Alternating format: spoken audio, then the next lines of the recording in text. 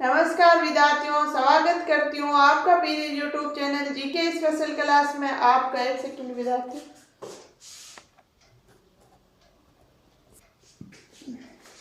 तो विद्यार्थियों, हम पढ़ रहे हैं भारत का इतिहास।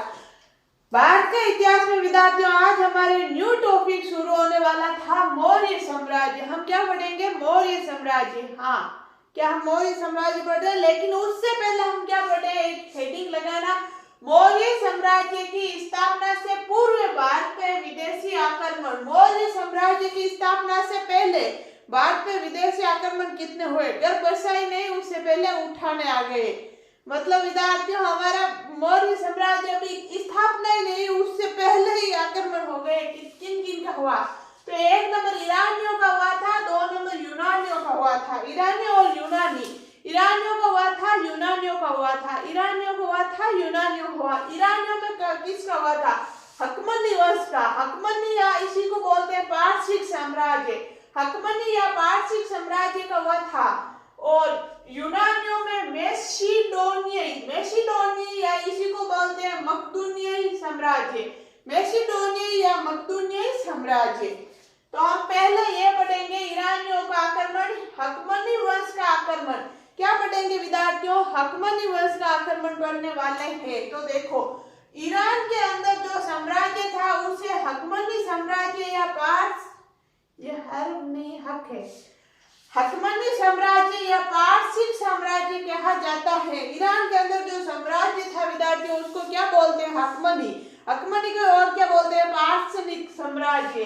पारसिक साम्राज्य या पारसिक एक ही बात है, पारसिक साम्राज्य। फिर पारसिक साम्राज्य का संस्थापक यानी हकमनी साम्राज्य का संस्थापक कौन था? साइरेस। साइरेस सेकंड था। साइरेस सेकंड था, जिसे इतिहास में पुरुष भी कहा जाता है। साइरेस सेकंड को प्रश्न ऐसे आएगा, निम्नलिखित में से साइरेस सेकंड को इतिहास में क्या कहा जाता है? पुरुष।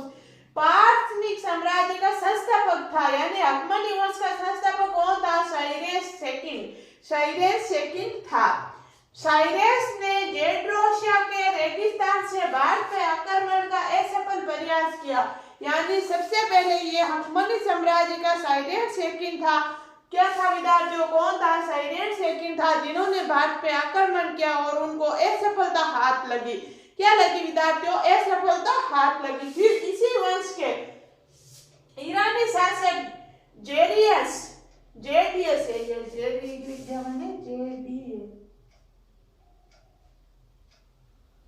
सॉरी डेरियस, सही लिखा मैंने, जे नहीं है, सॉरी गलती से। डेरियस फर्स्ट, ये इसी को बोलते हैं दारा फर्स्ट। डेरियस फर्स्ट इसी को बोलते हैं दारा फर्स्ट ने हेरियक वंश के समय में भारत में प्रथम सफल आक्रमण किया था।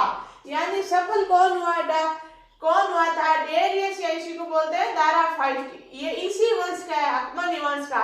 ईरानी शासक डेरियस फर्स्ट या दारा फर्स्ट ने, सॉरी, दारा फर्स्ट के हेरियक वंश, किस वंश? हेरियक वंश के समय में भारत पे प्रथम सफल आक्रमण किया, जिसने सिंधु नदी के तटवर्ती भागों को जीता, जिसकी जानकारी निम्नलिखित अभिलेखों से मिलती है। डेरियस फर्स्ट इसी को बोलते हैं दारा फर्स्ट। दारा फर्स्ट ने भारत पे आक्रमण किया था, ये इसी वंश का है। सबसे पहले किसने किया विद्यार्थियों? ऐसे प्रश्न आएगा तो हकमनी साम्राज्य के साइरेस सेकंड ने किया था। क्या साइरेस सेकंड जीता? नहीं, उनको असफलता हाथ लगी। फिर किसने किया था? इसी वंश के डेरियस या दारा फर्स्ट ने किया था। हेरियक वंश के समय भारत पे आक्रमण किया था, उसमें इनको सफलता यानी जीत हुई थी इनकी। तो इन जीत होने के बाद क्या किया गया? सिंधु नदी के तटवर्ती भागों को जीता, जिसकी जानकारी निम्नलिखित अभिलेखों से मिलती है। ये सिंधु नदी के आसपास जो तटवर्ती भाग है उनको जीत लिया।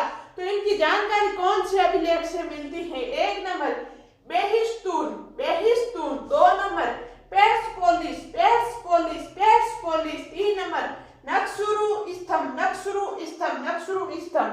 फिर मैंने एक नोट्स लिखा है विद्यार्थियों, इतिहास का जनक या पिता किसे बोलते हैं?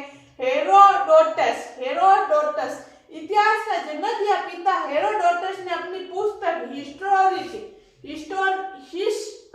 हिस्टोरिक में दारा फर्स्ट द्वारा जीते हुए भारतीय विजित क्षेत्र का उल्लेख किया तथा बताया कि यह क्षेत्र पारसिक साम्राज्य का बीसवां प्रांत था, पारसिक साम्राज्य का 20वां प्रांत था। फिर यूनानी शासक सिकंदर महान ने हकमनी वंश के दारा खड़ को पराजित करते हुए भारत पर पारसी ईरान साम्राज्य को समाप्त कर दिया। तो प्रश्न ऐसा आएगा, ईरान साम्राज्य को समाप्त किसने किया था? तो यूनान के शासक सिकंदर महान ने। किसने किया? सिकंदर महान ने। तो सिकंदर महान ने किससे आक्रमण किया था? किसे किया था? दारा खड़। तो प्रश्न आप कैसे उठेगा? ये Dara fight, Dara second, Dara third क्या होता है? तो विद्यार्थियों पहले एक ही नाम होता था। जैसे दादाजी का नाम है दारा, तो उसके पोते का नाम हो गया दारा सेकंड, उसके पोता का नाम हो गया दारा थर्ड। ऐसे नाम होता था, इनके फर्स्ट सेकंड थर्ड लगते थे। तो विद्यार्थियों इसका स्क्रीनशॉट लो, फिर हम आगे बढ़ेंगे। सहित लाइट का फॉक्स बढ़ रहा है, आपको दिखाई कम दे रहा है, तो मैं बोल रही हूँ, आप लिख लो। लिखो, हेडिंग लगाना अच्छे से, न्यू पेज से आपको हेडिंग लगानी है। लिखो, मौर्य साम्राज्य की स्थापना से पूर्व भारत पर विदेशी आक्रमण। मौर्य साम्राज्य की स्थापना से पूर्व भारत पे विदेशी आक्रमण, ऐसे लिखना। फिर एक तरफ लिखना ईरानियों, एक तरफ लिखना यूनानियों। फिर ईरानियों का आगे कोष्टक में लिखना हकमनी या पारसिक साम्राज्य, और यूनानियों का आगे लिखना मेसिडोनियाई, मेसिडोनियाई, या उसी को एक बटा लिख के लिखना मकदूनियाई साम्राज्य।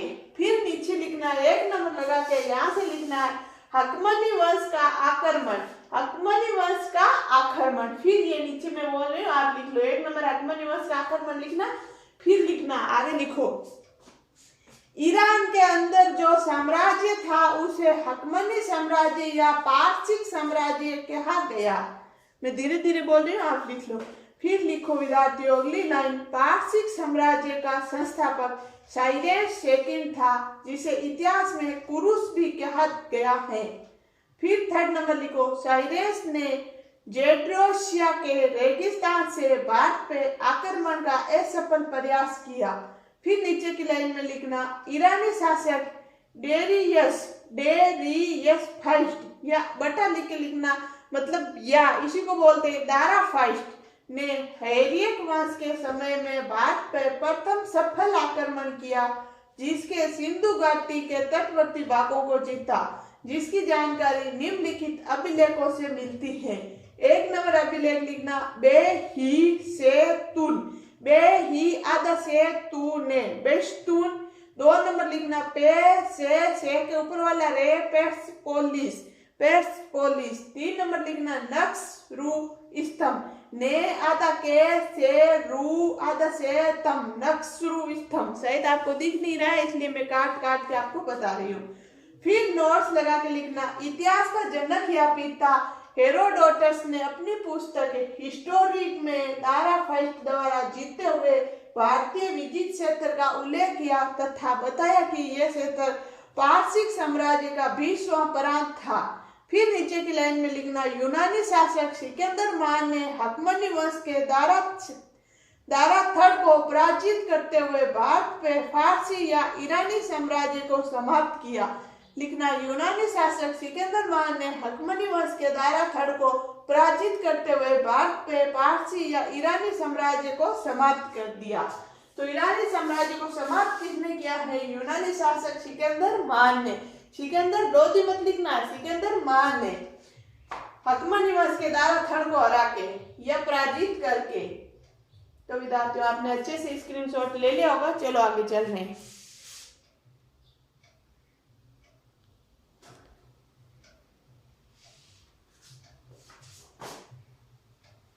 यहां से हटा रही हूं मैं।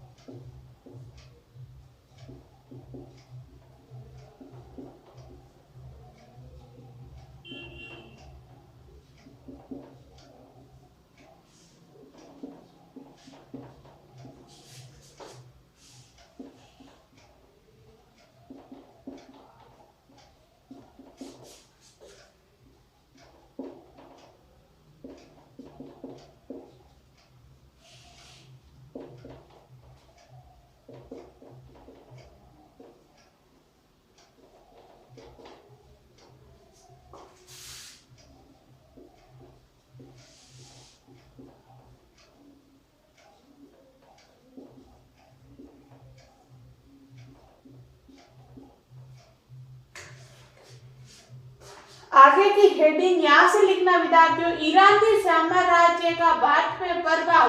ईरानी आक्रमण हुआ था तो इनसे भारत पे क्या प्रभाव पड़ा था? तो 1 नंबर लिखना, भारतीयों ने ईरानियों से ही अभिलेख उत्तीर्ण करवाना सीखा। तो विद्यार्थियों इससे माना जाता है कि हमें कोई नुकसान नहीं हुआ, आक्रमण हुआ तो हमने कुछ सीखा ही है। भारतीय लोगों को दिमाग हमारा कम चलता है तो हम बाहर से कुछ लेके आ जाते हैं, मतलब हमारे चीटिंग करने में दिमाग आगे रहता है, ऐसी मजाक की बात है। ईरानी साम्राज्य का भारत पर प्रभाव क्या पड़ा था विद्यार्थियों? भारतीयों ने ईरानियों से ही अभिलेख उत्तीर्ण करवाना सीखा, मतलब उन्होंने ईरानियों से ही अभिलेख उत्तीर्ण करवाना सीखा था। 2 नंबर है, ईरानी आक्रमण के परिणाम स्वरूप ही भारत में आरमेइक व खेरोष्टी लिपि का प्रयोग प्रचलित हुआ। आरमेइक या खेरोष्टी लिपि का प्रयोग प्रचलित कब हुआ? ईरानी आक्रमण के बाद ही। तो ये 2 लाइन लिख लो, फिर आगे चलेंगे। यहाँ से हेडिंग लगाना, ईरानी साम्राज्य का भारत पे प्रभाव। पर 1 नंबर लिखना, भारतीयों ने ईरानियों से ही अभिलेख उत्तीर्ण करवाने सीखा। 2 नंबर लिखना, ईरानी आक्रमण के परिणाम स्वरूप ही भारत में आरमेइक व खेरोष्टी लिपि का प्रयोग प्रचलित हुआ। आपने लिख लिया होगा विद्यार्थियों। चलो आगे चल रहे हैं। आगे देखो विद्यार्थियों, क्या यूनानी आक्रमण। अभी हमने क्या पढ़ा था? ईरानियों का आक्रमण पढ़ा था, जिसमें हकमनी वंश के बारे में पढ़ा था। हकमनी वंश ने आक्रमण सबसे पहले किया था। उनके मतलब हकमनी के शासक कौन था, उनकी डिटेल्स देखिए। अब हम क्या देखेंगे? यूनानी आक्रमण। अभी और हमने क्या देखा था? ईरानियों का भारत पे क्या प्रभाव पड़ा, यानी आक्रमण से क्या प्रभाव पड़ा था, उन्होंने क्या सीखा था, क्या नुकसान हुआ था वो। अब हम 2 नंबर देख रहे हैं, यूनानी आक्रमण। जो हेडिंग यहाँ लगाई हुई है, यूनानी मेसिडोनियाई या मकदूनियाई साम्राज्य वंश था यहाँ। यूनानी आक्रमण, यूनान के शासक सिकंदर महान या अलेक्जेंडर द ग्रेट ईरानी शासक द्वारा दारा को पराजित करते हुए 326 ईसा पूर्व में भारत भूभाग पर आक्रमण किया। किसने किया था विद्यार्थियों? यूनानी शासक। यूनान के एक शासक था सिकंदर महान, जिनका नाम अलेक्जेंडर द ग्रेट। इन्हीं का नाम अलेक्जेंडर द ग्रेट था, इन्हीं का नाम सिकंदर महान था। सिकंदर लोदिया याद आ जाता है, बार बार याद रखना, सिकंदर महान था।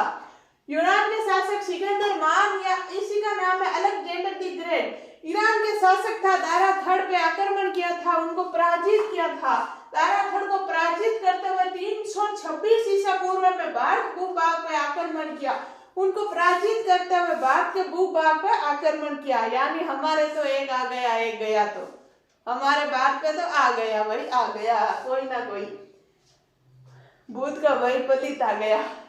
भारतीय भूमि में सिकंदर के सामने तक्षशिला के शासक आम्बी ने आत्म समर्पण किया तथा सहयोग देने का वचन दिया। भारतीय भूमि में सिकंदर महान के सामने कौन था? तक्षशिला के शासक कौन था विद्यार्थियों? तक्षशिला का शासक था आम्बी। कौन था? आम्बी ने आत्म समर्पण किया। यानी आत्म समर्पण क्या होता है विद्यार्थियों? खुद को उनको सौंप दिया। भाई हमारे पे, मेरा गांव आप पे, मेरा राज्य आप पे है, आप चलाओगे। खुद को आत्म समर्पण किया और वचन दिया था कि मैं हमेशा तुम्हारा साथ दूंगा। को किसने दिया था? आम्बी ने। किसने? आम्बी ने। आंबा जल्दी गल जाता है, ऐसे याद रख लेना। आम्बी डर गया, पहले ही उनको आत्म समर्पण कर दिया, यानी खुद को उनको सौंप दिया पहले, आक्रमण करने से पहले। भारतीय भूमि में सिकंदर के सामने तक्षशिला के शासक आम्बी ने आत्म समर्पण किया तथा सहयोग देने का वचन दिया। फिर देखना विद्यार्थियों, 326 ईसा पूर्व में सिकंदर महान ने झेलम या विस्ता नदी के किनारे हाइड्रिस पेज के युद्ध में भारतीय राजा पोरस को पराजित किया। कब किया था? 326 ईसा पूर्व में सिकंदर महान ने झेलम विस्ता नदी के किनारे हाइडेस पेज के युद्ध में, कौन सा युद्ध हुआ था विद्यार्थियों? हाइडेस के युद्ध में भारतीय राजा पोरस को पराजित किया। किसको किया? पोरस को। तो विद्यार्थियों याद रख लेना, इस पोरस को किया था पराजित। फिर नोट्स लगा के लिखना, सिकंदर ने पोरस को वीरता से प्रसन्न होकर उसके जीते हुए क्षेत्र पुनः लौटा दिया। उनकी वीरता, यानी उनको मुश्किल से हरा पाया, उनकी वीरता को देखते हुए सिकंदर ने पोरस की वीरता को प्रसन्न होकर उसके जीते हुए राज्य उनको फिर से लौटा दिए। कौन कौन से? सिकंदर ने।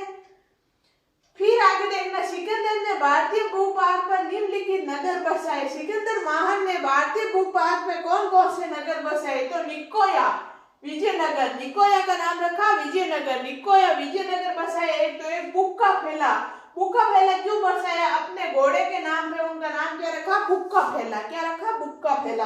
कौन कौन से? निकोया, बुक्का फैला, निकोया, बुक्का फैला, निकोया, बुक्का फैला, 2 नगर बसाए थे। फिर देखना, सिकंदर ने भारत से पुणे लौटते समय अपने सेनापति फिलिप को भारतीय भूभाग सुपुर्द कर दिया। लौटते समय अपने सेनापति फिलिप को भारत का पूरा भूभाग सुपुर्द कर दिया। फिर यूनान जाते समय 323 ईसा पूर्व में बेबीलोन अफगानिस्तान में सिकंदर महान का निधन हो गया। विद्यार्थियों, सिकंदर महान की मृत्यु हो गई। कब हुई थी? ये यूनान जा रहा था अपने देश में, अपने राज्य में फिर से जा रहा था यूनान में।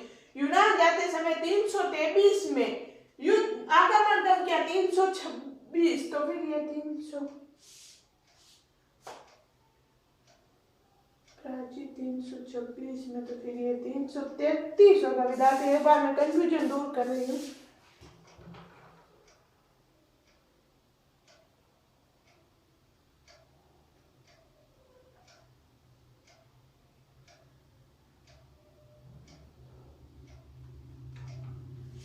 ये विद्यार्थियों 320 है, मैंने 26 लिख दिया। 320 या फिर 323 में यूनान जाते समय 323 ईसा पूर्व में बेबीलोन अफगानिस्तान में सिकंदर का निधन हुआ। फिर नोट लिखना विद्यार्थियों, सिकंदर के आक्रमण के समय मगध का शासक कौन था? गणानंद। कौन था? गणानंद। तो विद्यार्थियों इसका स्क्रीनशॉट लो, इसको लिख लो। फिर हम देखेंगे यूनानियों का आक्रमण से भारत पर क्या प्रभाव पड़ा। लिखो, चलो लिखो, यूनानी 2 नंबर लिखना यूनानी आक्रमण। फिर विद्यार्थी में धीरे धीरे बोल रही हूँ, आप आराम से लिख लो। 1 नंबर। फिर अगली लाइन में लिखना यूनान के शासक सिकंदर महान या इसी का नाम है अलेक्जेंडर द ग्रेट ईरानी शासक दारा थर्ड को पराजित करते हुए 320 ईसा पूर्व में भारत भूभाग पर आक्रमण किया। फिर अगली लाइन में लिखना भारतीय भूमि में सिकंदर महान के सामने तक्षशिला के शासक आम्बी ने आत्मसमर्पण किया तथा सहयोग देने का वचन दिया। फिर अगली लाइन में लिखना 320 ईसा पूर्व में सिकंदर महान ने झेलम, ये इसी को बोलते हैं विस्ता नदी के किनारे हाई ड्रिस्पेज, डे के ऊपर मात्र ईस मतलब आधा से छोटी मात्रा इसके लगा के पेज, हाई ड्रिस्पेज के युद्ध में भारतीय राजा पोरस को पराजित किया। फिर अगली लाइन में नोट्स लगा के लिखना सिकंदर ने पोरस को वीरता से प्रसन्न होकर उसके जीते हुए क्षेत्र पुणे लौटा दिए। फिर अगली लाइन में लिखना सिकंदर ने भारतीय भूभाग पर निम्नलिखित नगर बसाए। 1 नंबर लिखना निकोया, उसके आगे लिखना विजयनगर। 2 नंबर लिखना बुक्का फैला, उसके आगे लिखना अपने घोड़े के नाम पे। फिर अगली लाइन में लिखना सिकंदर ने भारत से पुणे लौटते समय अपने सेनापति फिलिप को भारतीय भूभाग सुपुर्द किया। अगली लाइन में लिखना यूनान जाते समय 323 ईसा पूर्व में बेबीलोन अफगानिस्तान में सिकंदर का निधन हुआ। फिर नोट्स लगा के लिखना सिकंदर के आक्रमण के समय मगध का शासक गणानंद था। कौन था? गणानंद था। तो आपने अच्छे से स्क्रीनशॉट ले लिया होगा, लिख लिया होगा विद्यार्थियों। चलो अब हम आगे चल रहे हैं।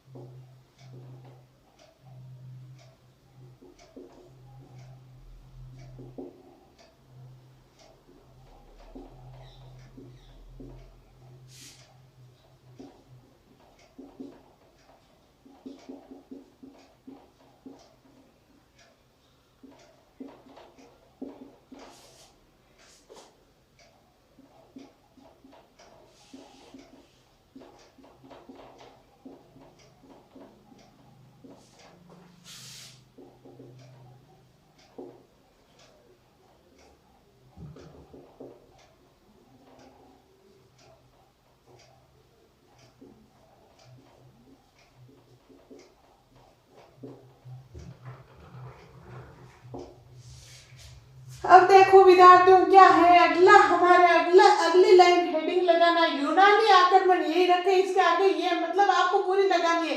यूनानी आक्रमण का भारत पर प्रभाव, यूनानी आक्रमण का भारत पर प्रभाव, यूनानी आक्रमण का भारत पर क्या प्रभाव रहा। तो देखो भारत में उलूक शैली के सिक्के प्रचलित हुए, क्या हुआ, उलूक शैली के सिक्के प्रचलित। फिर नोट्स लगा के लिखना, यूनानी आक्रमण के कारण ही भारतीय व यूनानी कला का मिश्रण होकर मूर्ति कला का गांधार शैली का निर्माण हुआ। तो फायदा ही हुआ भारत को, तो गांधार शैली का निर्माण हुआ। आगे देखो विद्यार्थियों, भारत में मूर्ति कला की दो शैलियां प्रचलित हुई जो कि निम्नलिखित है, मथुरा शैली, गांधार शैली। को कौन कौन सी, मथुरा शैली, गांधार शैली। तो विद्यार्थियों आज के लिए इतना ही, बाकी पढ़ेंगे हम नेक्स्ट क्लास में। जब तक के लिए आप स्वस्थ रहो, मस्त रहो, पढ़ते रहो। मेरी क्लास आपको अच्छी लगती है तो लाइक करना, शेयर करना और सब्सक्राइब करना बिल्कुल नहीं भूलना। आज की हमारी हेडिंग थी मौर्य साम्राज्य की स्थापना से पूर्व भारत में विदेशी आक्रमण, और अब हम क्या पढ़ेंगे, मौर्य साम्राज्य को शुरू करेंगे। तो यूनानी आक्रमण का भारत में प्रभाव, ये लाइन आपको दिख रही है, एक बार फिर से रिपीट कर देती हूँ, लिख लो। भारत में उलूक शैली के सिक्के प्रचलित हुए, यूनानी आक्रमण के कारण ही भारतीय व यूनानी कला का मिश्रण होकर मूर्ति कला की गांधार शैली का निर्माण हुआ। गांधार शैली का निर्माण कब हुआ, यूनानी आक्रमण के कारण ही। फिर नोट्स लगा के लिखना, भारत में मूर्ति कला की दो शैलियां प्रचलित हुई जो कि निम्नलिखित है, मथुरा शैली, गांधार शैली। तो विद्यार्थियों आज के लिए इतने ही, बाकी बैठेंगे हम नेक्स्ट क्लास में। धन्यवाद।